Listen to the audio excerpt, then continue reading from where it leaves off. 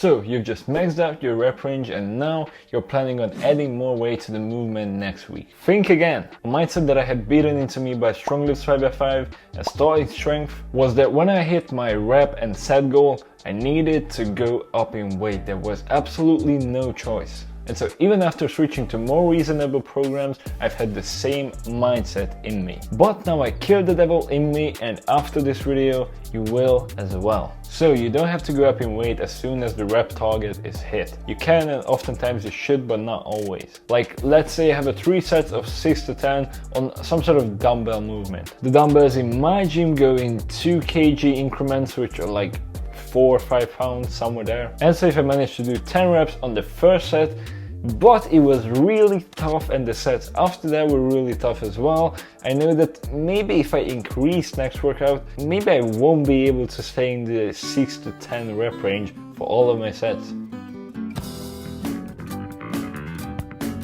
And therefore I would just write in my logbook, do again. And the next week when I look back at it, I see do again and I do it again. Also, maybe sometimes you haven't maxed out the rep range, you just feel like today you're not really feeling it. You can do the same weight, same sets, same reps as last week, okay? It's not going to be bad. And it doesn't necessarily mean that you didn't progress, because hopefully if you're doing the same weight, same reps again, your form will improve. And that is also a form of progressive overload. Also, you're still getting enough stimulus from it. Muscle growth is a really slow process, so you need to look at the big picture. It doesn't matter if from one week to the other you didn't add a rep. What you want to see is your numbers over time increasing, but you don't have to see them increasing every single week. And also, how many times has it happened to you that you had like a 6 to 10 rep range and you hit the max, but it felt really tough, really grindy, you felt that your form wasn't as good, but regardless of that, the next session you increased the weight and instead of staying in the rep range, you did like 4s and 5s. Or how many times did it happen that on the first set you went for the extra rep and on the next following sets your performance went to shit. You get too tired. Moving slowly forever is better than running 100 miles per hour into a wall.